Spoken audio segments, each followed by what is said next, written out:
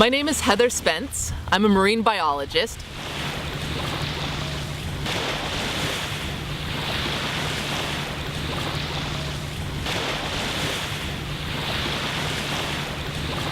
I've been coming to Cancun since I was a kid and would spend hours watching critters in the sand.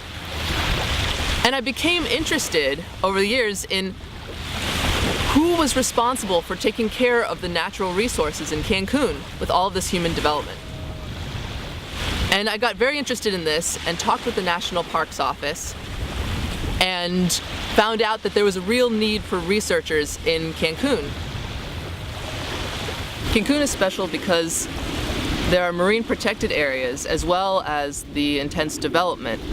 So this is a perfect opportunity to study the relationship of human development and natural resources.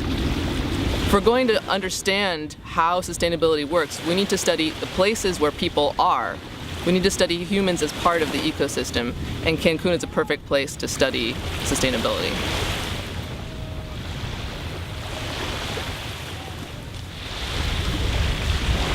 As a musician, I'm consciously tuned in to the sounds around me. As I was thinking about how to learn about these ecosystems, I realized that the way to do it was through sound. What are the sounds being made by the coral reef? As humans, we're very visually oriented. We may not think about it, but we still are paying attention to sounds and what we can learn from sounds. If you hear a room full of people, you can have some idea about what's going on there, whether it's they're having a happy time or a sad time, whether there's conflict or whether it's peaceful.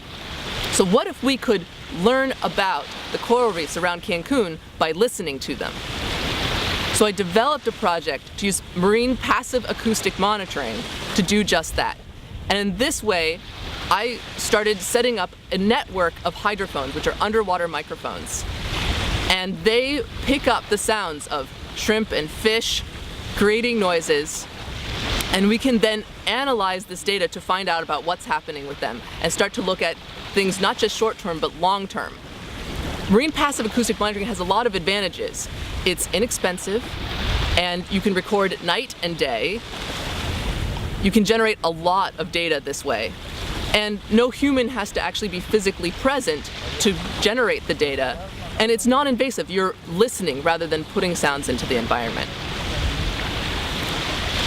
So with this effort, not only have I been working to generate baseline data, but also to attract more interest in research in Cancun and attract more researchers to do research in Cancun.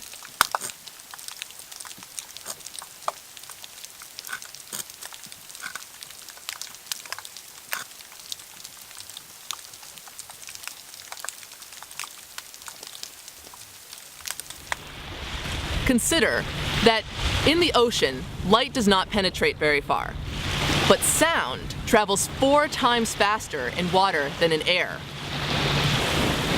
Think about how important then sound is for marine life, all marine life. Sound is central to all marine life. You can think about a dolphin that uses sound not just for communication, but also to see and to learn about what's going on around it. If we're going to understand what's happening in the oceans, we need to consider sound, because the ocean is a world of sound. What do you think? Yeah, no? I think it sounds good. Definitely. So, did it make sense? Did it fit?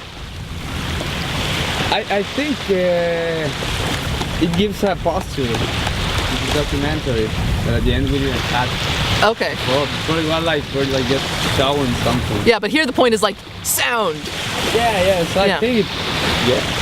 Okay. Good.